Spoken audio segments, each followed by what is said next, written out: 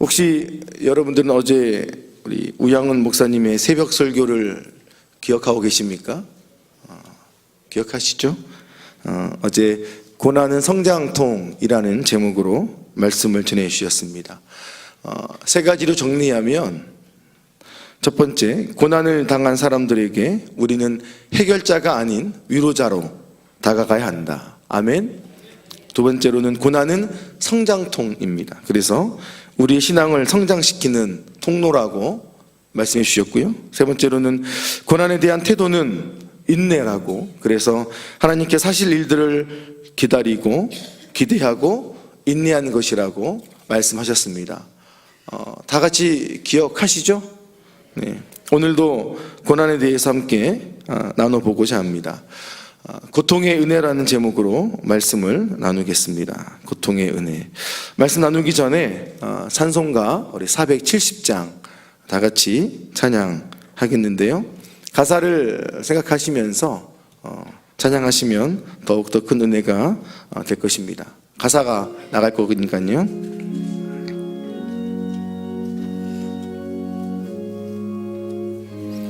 내 평생에 가는 길, 내 평생에 가는 길 순탄하여 늘 잔잔한 강 같은지 큰 풍파로 무섭고 어렵든지 나의 영혼은 늘 편하다. 내 영혼 평안해. 내 영혼 평안해. 우리 1절 한 번 더 하겠습니다. 내 평생에 가는 길 순탄하여 늘 잔잔한 강 같은지 큰 풍파로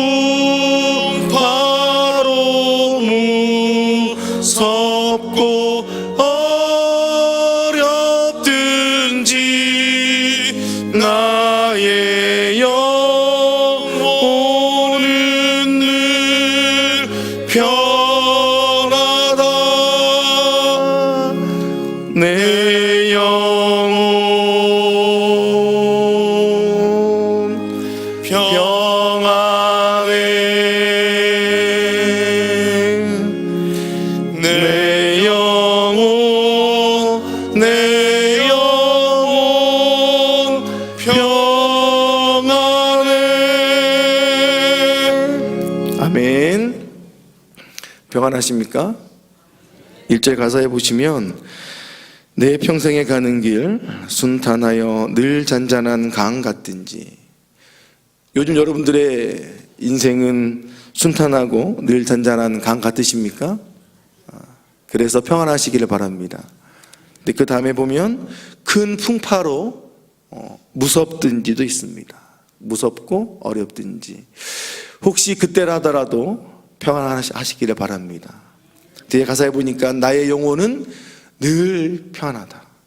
내가 내 삶이 잔잔한 강 같다 하더라도, 때로는 큰 풍파 가운데 무섭고 두렵더라도 주님으로 인해서 평안하시기를 소망합니다. 전 오늘 설교의 첫 시작을 한 사람을 여러분들께 소개하는 것으로 시작하려고 합니다. 이 사람의 이름은 스파포드입니다. 스파포드는 지금으로부터 약 190년 전의 사람입니다. 28세의 나이에 시카고에서 변호사업을 개업하고 린드 대학교와 이과대학교에서 법의학 교수로 재직하고 있었습니다. 그는 주일학교 교사로 그리고 YMC에 가는 모든 사업에 아주 열심으로 활동했던 사람이었습니다. 그에게는 아름다운 아내와 한 명의 아들 그리고 4명의 딸을 둔 세상에 부러울 것이 하나도 없는 남자였고 남편이었고 아버지였습니다. 그러한 그의 삶에 풍파가 닥칩니다. 하나밖에 없는 아들이 질병으로 죽게 됩니다. 그로 인해 그는 자녀를 병으로 먼저 떠나보내야 하는 큰 슬픔을 경험하게 됩니다. 그 슬픔을 완전히 잊기도 전 1871년 시카고를 뒤덮는 대형 화재로 인해서 스파포드는 전 재산을 잃게 됩니다. 뿐만 아니라 그 충격으로 인해서 아내인 안나가 병에 빠져들게 됩니다. 2년이라는 시간이 지난 1873년 아내인 안나의 병이 호전되지 않자 건강을 찾아주기 위해서 가족들과 함께 유럽을 여행하기로 결정을 합니다. 때마침 유럽에서는 스파포드의 친구인 D.L. 무디 목사님이 부흥회를 인도하고 있었기 때문에 무디의 부흥회에도 참석하기로 계획을 짰습니다. 그런데 스파포드는 시카고의 화재로 또한 여러 가지 사업의 뒷정리로 인해서 아내 안나와 4명의 딸 매기, 타니타, 애니, 베시를 먼저 배로 태워 보냅니다. 1873년 11월 15일 유럽행 여객선은 뉴욕 항구를 떠납니다. 그러나 출발한 지 불과 열흘 만에 영국의 철갑선 루키아노와 정면 충돌해서 딸들을 포함한 226명의 목숨을 실은 그 배는 대서양 밑바닥에 가라앉게 됩니다. 스파포드는 자신의 가족 중 유일한 생존자는 아내밖에 없다는 소식을 전보로 받습니다.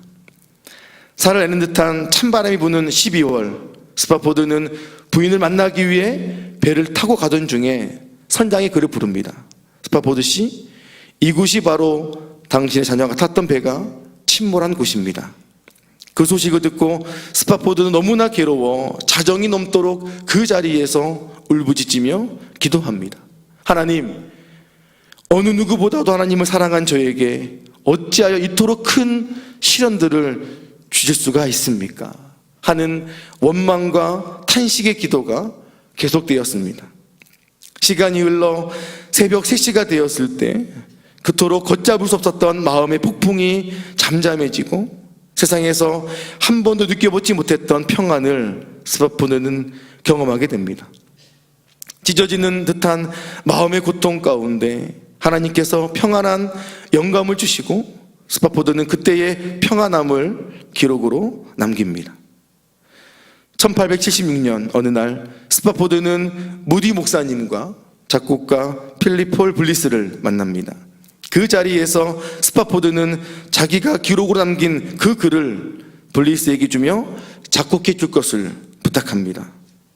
1876년 11월 시카고에서 기독교 사역자들 1000명 이상이 모이는 집회가 있었습니다. 그곳에서 작곡가 블리스는 스파포드가 작사하고 자신이 작곡한 찬양을 세상에 처음으로 소개합니다. 그 찬양이 바로 우리가 조금 전에 부른 470장 내 평생에 가는 길입니다. 그래서 많은 사람들이 스파포드를 19세기의 욥이라고 말하기도 합니다. 찬송가 470장은 가슴 아프고 은혜가 있는 이야기가 담겨있는 찬송가입니다. 그런데 그 이야기는 이걸로 끝이 아닙니다. 이야기는 계속됩니다. 찬송가 470장 내 평생에 가는 길 작곡자가 누구라고요? 네, 스파포드는 작사자죠. 작사자고 4명의 딸을 잃은 사람이 있지만 작곡자는 블리스입니다. 블리스는 무디의 권고로, 무디 목사님의 권고로 전도자가 되었고 또한 그는 작곡자이며 성악가이며 지휘자였습니다. 이 블리스는 자신이 작곡한 내 평생에 가는 길을 발표하고 한 달 뒤에 집회에 참석하러 가기 위해서 2 아이들을 친척에게 맡기고 사랑하는 아내와 함께 시카고로 향하는 기차를 탑니다. 1876년 12월 29일 오하이오로 가던 기차는 철교가 무너져 얼음이 언강으로 떨어지고 기차에는 불이 납니다. 160명의 승객 가운데 단 14명만이 생존했고 59명의 시신만을 찾았으며 그 외에는 아무런 흔적을 발견할 수가 없었습니다. 그 참사에서 살아온 사람들이 블리스는 불을 피해 밖으로 나왔지만 그의 아내가 빠져나올 수 없는 것을 보고 블리스가 아내를 구하러 들어갔다가 결국 함께 죽었습니다 라는 증언을 했습니다. 사고 후 3일 동안 재난의 현장에서 열심히 찾아보았지만 블리스와 그의 아내의 시신은 찾을 수가 없었다고 합니다. 470장 내 평생에 가는 길에 찬양 가사를 쓴 스파포드, 470장 내 평생에 가는 길에 찬양 작곡을 한 블리스. 이 두 사람의 공통점은 하나님을 너무나 사랑했고 하나님의 사역을 위해서 최선의 삶을 살았던 두 사람이었습니다. 또한 그들에게는 우리가 이해할 수 없는, 말로는 표현할 수 없는 고난의 삶이 있었다는 것입니다. 우리가 지금 읽고 있는 본문의 주인공 욥도 마찬가지입니다. 하나님은 지극히 사랑했던 사람이고 현재 그는 도저히 이해할 수 없는, 이해되지 않는 고난 가운데 있는 사람입니다. 사랑하는 여러분, 우리는 오늘 여기서 생각할 중요한 한 가지 사실이 있습니다. 신앙은 믿음으로 하는 것입니다. 하나님의 창조 역사가 이해되십니까? 예수님의 십자가 사건이, 예수님의 그 부활 사건이 여러분들은 이해가 되십니까? 이해가 아니라 믿어지는 것입니다. 신앙은 이해가 아닌 믿음으로 해야 하는 것입니다. 마찬가지로 우리는 우리의 삶에 다가오는 고난을 이해하려고 해서는 안 된다는 것입니다. 오늘 본문 26장은 빌닷에 대한 욥의 답변으로 되어 있습니다. 저는 이 말씀을 읽을 때마다 느껴지는 것은 바로 단 하나입니다. 신앙은 믿음이라는 것입니다. 우리는 하나님을 믿을 수 있지 이해할 수가 없다는 것입니다. 그렇게 넓은, 그렇게 큰, 그렇게 위대한 분을 우리가 어떻게 이해할 수가 있겠습니까? 우리는 하나님을 이해해서 믿는 것이 아니라 믿음으로 믿게 된다는 것입니다. 욥은 오늘 본문인 26장을 통해서 하나님의 위대하심에 대해서 깊고 풍성한 신앙 지식을 말하고 있습니다. 즉 욥은 하나님의 권능과 위엄이 온 우주에 가득 차 있음을 찬양하고 하늘과 땅의 모든 것을 창조하신 하나님의 사역과 그의 무한한 능력에 대해서 경의를 표하고 있습니다. 더욱이 욥은 오늘 본문에서 하나님의 능력과 섭리가 측량할 수 없는, 인간으로의 머리로서는 도저히 측량할 수 없는 무한한 것임을 고백하면서 우리 인간이 그 어떤 일을 완전히 이해하거나 판단한다는 것은 불가능한 것이라고 이야기를 하고 있습니다. 그래서 욥은 자신에게 닥쳐진 고난의 상황 또는 그것이 인간의 편협된 사고로 단순하고 기계적으로 판단할 수 없다는 것을 말하고 있습니다. 그러므로 그 안에는 분명히 인간이 이해할 수 없는 또 다른 하나님의 섭리가 그리고 은혜가 있다는 것을 말하고 있습니다. 우리는 욥처럼 이렇게 하나님에 대한 바른 지식, 바른 신앙을 가지고 있어야 우리가 인간의 사고로서는 이해할 수 없는 고난의 상황에 대해 탄식할 수는 있지만 결국 그 극심한 고난 속에서도 우리는 신앙적인 자세를 끝까지 유지할 수가 있고 그 가운데 우리는 고통의 은혜를 누릴 수가 있다는 것입니다. 저와 여러분들에게 오는 닥쳐있는 고난들, 우리는 이해할 수가 없습니다. 그러기 여러분, 이해하려고 노력하지 마십시오. 그러나 확실한 것은 고통의 은혜가 있다는 것을 믿으시기를 바랍니다. 제가 이전에 한번 소개했던 책이 있습니다. 고통의 은혜라는, 화면에 보이시는데요, 이 책에는 사랑하는 친구 아들의 자살 이야기가 들어있습니다. 그 친구는 목사입니다. 목사 아들의 자살, 암 선고를 받은 아내의 이야기, 그리고 저자 자신도 육신의 고난으로 인해서 글을 쓰지 못할 정도의 고통과 고난 가운데 그들의 입술에서는 이런 말이 나옵니다. 왜 하나님은 이런 고통을 허락하실까?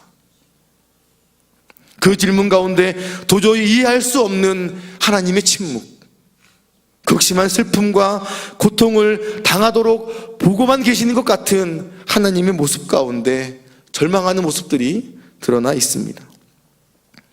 이 책의 저자인 켄 가이어는 성도들이 당하는 고통을, 그 고통의 은혜를 암석의 풍화작용을 뜻하는 웨더링으로 표현하고 있습니다. 즉 하나님께서는 고통이라는 풍화작용을 통해서 성도를 아름답게 빚으시는 것 자체를 은혜라고 말하고 있다는 것입니다. 그러기에 결국 고통은 하나님의 은혜라는 것입니다. 당신은 그 고통이 오는 그때는 고통이겠지만 시간이 이르게 되면 그 고통을 통해 말로는 표현할 수 없는 아름다운 하나님의 작품이 태어나게 된다는 것입니다. 이 책의 페이지를 딱 열면 첫 번째 등장하는 말씀이 있습니다. 전도서 3장 11절인데요. 하나님이 모든 것을 지으시되 때를 따라 아름답게 하셨고, 하나님이 모든 것을 지으시되 때를 따라 아름답게 하셨고. 사랑하는 여러분, 혹시 고통 가운데 계십니까? 하나님께서는 여러분들을 지으시되 때를 따라 아름답게 하시기 위해서 지금은 작업 중이라는 것입니다. 때로는 망치로, 때로는 정으로, 때로는 햇모로 여러분들의 삶을 하나님은 다듬고 계십니다. 자연에 있는 풍화작용을 통한 아름다운 산처럼, 바위처럼 하나님은 여러분들의 그 아름다운 때를 위하여 여러분들의 삶을 하나님은 하나씩 하나씩 조각하고 계시다는 것입니다. 그러기에 지금은, 혹시 어제는 우리는 하나님의 그 작업 가운데에 아플 수가 있고 힘들 수가 있다라는 것입니다. 그런데 중요한 것은 아름답게 될 때가 있다는 것을 믿으시기를 바랍니다. 하나님이 모든 것을 지으시되 때를 따라 아름답게 하셨고, 하나님은 오늘도 저와 여러분들의 아름다운 때를 위하여 지금도 작업하고 계시고 지금도 역사하고 계시고 우리 삶 가운데 일하고 계시다는 것입니다. 때로는 물론 우리는 그 고통이 너무나 힘들어서 죽을 것 같지만 죽을 것 같다는 것이 끝이라는 것입니다. 그러나 그 시간이 지나면 그 때가 돌아와서 나의 인생이 주님의 도우심으로 아름답게 된다는 것들을 믿으시기를 바랍니다. 그 때가 있음을 믿으시기를 바랍니다. 우리 아직 욥기 글을 끝까지 보지 않았지만 우리가 아는 것처럼 욥기의 끝은 또 다른 주님의 축복으로 끝나는 것을 우리는 알고 있다는 것입니다. 고통을 이해하려고 하기보다는 때가 있음을 믿고 그 때를 기다릴 수 있는 여러분 되시기를 간절히 소망합니다. 고통, 그 고난 언젠가는 끝이 있고 주님이 우리와 함께 하시기 때문에 우리 사랑하시는 그 하나님께서는 사랑하는 자녀들에게 그 가정의 삶 가운데에 고통이 끝이 아니라 또 다른 아름다운 때를 끝으로 허락하신다는 것들을 믿으시기를 바랍니다. 그리하여 우리 또한 고통을 이야기보다는 때가 있음을 믿고 그 축복이 임하는 것들을 누리시는 여러분 되시기를 간절히 축복합니다. 기도하겠습니다. 우리 한번 오늘 설교를 위해서 설교를 기억하면서 기도하도록 하겠습니다. 혹시 지금 여러분들 너무나 힘든 고통 가운데 계십니까? 그 고통이 이해가 되지 않아서 하나님께 묻기 위해서 나오셨습니까? 그 고통을 이해하려고 하기보다는 고통의 은혜가 있음을 믿고 그 때를 기다리십시오. 그리고 그때가 되면 그 고통과 고난을 통하여 여러분의 삶에 생각지 못한 은혜를 누리게 될 것을 믿으십시오. 이 시간 함께 기도할 때 하나님, 제가 그 고통을 이해하려고 하기보다는 고통의 은혜가 있음을 믿도록 하여 주시옵소서. 그리고 그때가 있다는 것을 믿고 인내할 수 있는 힘을 허락하여 주시옵소서. 고난 가운데 주님의 동행하심이 있기를 위하여 기도하십시오. 그리고 그 고난을 통해 성장할 수 있는 축복을 달라고 기도하십시오. 고난으로 인해 불평할 수 있습니다. 원망하고 탄식할 수 있습니다. 그러나 그렇게만 끝내는 것이 아니라 그 가운데 스파포드가 누렸던 평안함을 달라고 기도하십시오. 하나님께서 고난 중에 누릴 수 있는, 고통 가운데 누릴 수 있는 평안함을 주실 것입니다. 다 같이 한번 주여 부르고 기도하겠습니다. 주여. 하나님 아버지, 그렇습니다. 하나님, 내 가운데 아버지 있는 그 고통으로 말미암아 내가 원망할 수 있고 탄식할 수 있음을 아버지 고백합니다. 그러나 주님, 그 원망과 탄식 끝이 아니도록 인도하여 주시옵소서. 하나님이 우리에게 주시고자 하시는 평안함을 누릴 수 있도록, 그 평안함을 가질 수 있도록 아버지 앞에 기도하도록 주여 인도하여 주시옵소서. 하나님, 오늘 밤 우리가 당하고 있는 이 고난이 끝이 아니라 하나님의 가정임을 아버지 고백합니다. 하나님, 그러하오니 우리 안에 하나님의 그 놀라운 평안함을 주여 허락하여 주셔서 아름다운 길을 위하여 인내할 수 있는 것까지 허락하여 주시옵소서. 온전히 아버지 앞에 못 나가기를 간절히 소망합니다. 스파포드님 했던 그 평안함이 나에게 임하기를 간절히 소망합니다. 사랑하는 영혼 아버지, 그 마음속에 주여 평안함을 허락하여 주셔서 하나님, 신앙을 이해가 아닌 믿음으로 하게 하시고 하나님과 원하시는 나아가시기에 승리를 누릴 수 있는 사랑하는 영혼들을 주여 으로 온전히 아버지 믿음을 실제로 먼저 붙잡아 주셨소서. 그리하여서 우리가 역사에 다시 참여할 수 있도록 먼저 인도하시옵소서. 우리의 인생이 하나님의 뜻에 맞게 그동안 놀라운 역사가 일어날 수 있도록 아버지 도와주옵소서.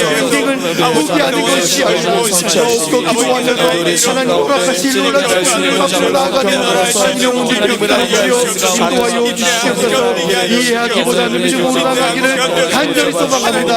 믿음 가운데 역사하시고 주님을 누리기를 간절히 소망하오니 하나님, 그 삶에 어떤 삶이다 하더라도 포기하지 아니하고 절망하지 아니하고 하나님을 바라보므로 정리를 누리고 누리는 하나님의 귀한 모습들이 될 수 있도록 주여 인도하여 주시옵소서. 고통에 내는 불신자가 될 수 있도록 주여 인도하여 주시고 도와주시옵소서.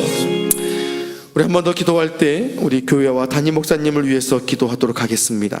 지난주 임시사무총회를 통해 신임 장로, 명예장로, 신임 권사가 선정되었습니다. 이게 인지식만 남았는데 임직자들과 교회가 또 모든 성도들이 무엇보다 기도로 준비하게 하시고 자랑하는 시간이 아니라 하나님께 영광을 돌리는 축제가 될 수 있도록 기도해 주십시오. 또한 학교법인 예담학원 학교 건축을 위해서 기도해 주십시오. 이제 시공사를 선정하는 과정 중에 있습니다. 성도들의 마음이 담긴 물질을 모으는 중에 있습니다. 이 모든 일에 모든 성도들이 동일한 마음으로 기도하고 헌신하고 동참할 수 있도록 기도해 주십시오. 또한 우리 교회 영적 리더이신 담임 목사님을 위해서 기도해 주시기 바랍니다. 담임 목사님은 현재 중국에서 수원시 기독교 총연합회 해외 연수 중에 계시고 오늘 귀국하십니다. 모든 일정 잘 마치고 무사히 돌아올 수 있도록 기도해 주십시오. 더불어 담임 목사님이 건강 위해서도 기도해 주십시오. 담임 목사님의 영적인 충만함을 위해서도 기도해 주십시오. 그리하여 하나님의 사역을 잘 감당하여 하나님께 더욱더 쓰임받을 수 있도록 다 같이 한번 주여 한번 부르고 우리 교회를 위해서 담임 목사님 위해서 기도하겠습니다. 주여. 하나님 아버지, 우리 수원중앙교회 하나님 아버지 앞에 귀하게 쓰임받기를 간절히 소망합니다. 하나님 무엇보다 구원의 망조가 될 수 있도록 인도하여 주시옵소서. 하나님 아버지, 무엇보다 지난주 사무총회를 통하여 이직자들이 선정이 되었습니다.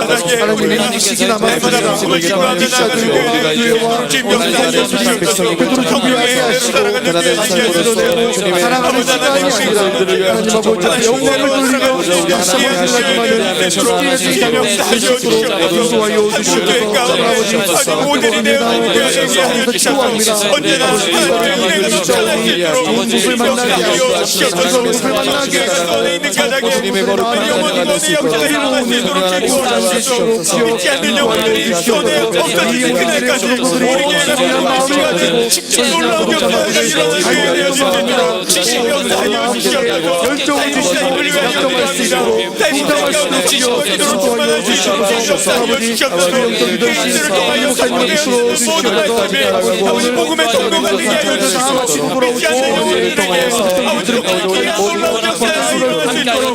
인도하여 주셔서 주의 말씀과 우리가 나아갈 때 주의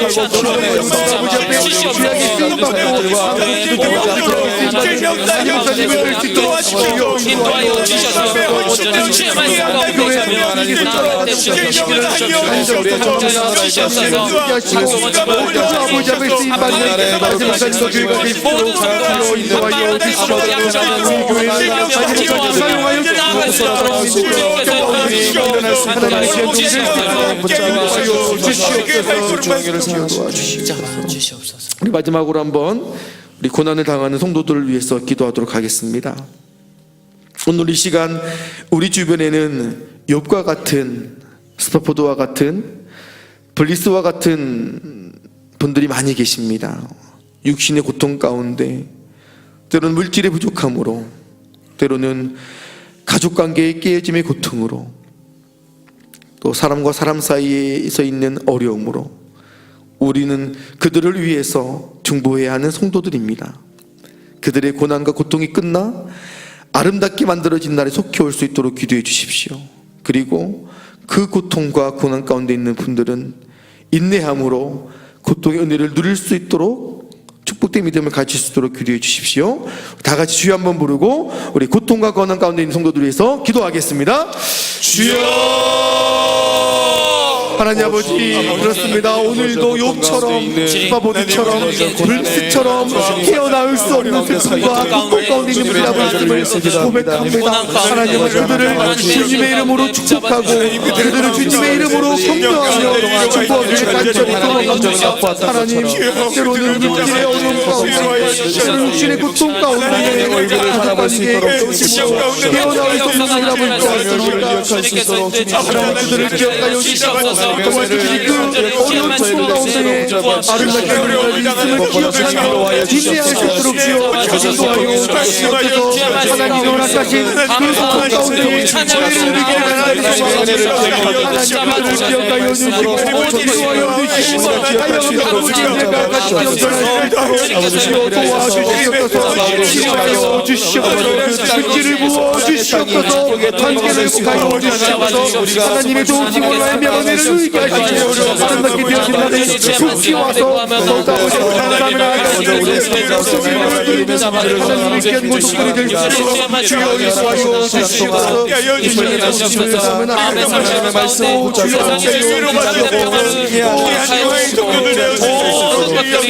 회복하며 나아갈 수 있도록 인도하여 주시옵소서. 하나님 감사합니다.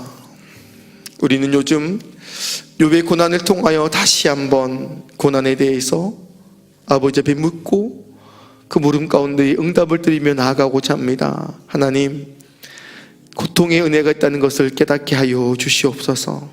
아무런 목적이 없는 고통이 없다는 것을 알게 하시고 하나님, 우리 그 고통 가운데에 함께하고 있다는 것을, 또 더불어 우리를 아름답게 만드시기 위해 때로는 그 고통을 허락하셨다는 것을 믿고 인내하며 고난을 통하여 성장하는 우리가 될 수 있도록 인도하여 주시옵소서.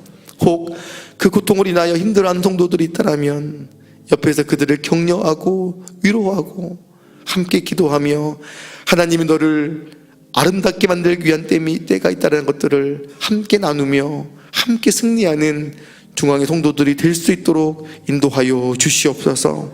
이 시간 아버지 앞에 귀한 예물을 드립니다. 하나님, 이 예물을 받아주시고 드린 손길이에도 하나님의 그 놀라운 축복의 은혜가 가득히 넘칠 수 있도록 도와주시옵소서. 예수님의 이름으로 축복하며 기도드립니다. 아멘. 우리 계속해서 가지고 나온 기도 제목들을 가지고 우리 기도하시다가 자유롭게 돌아가시겠습니다.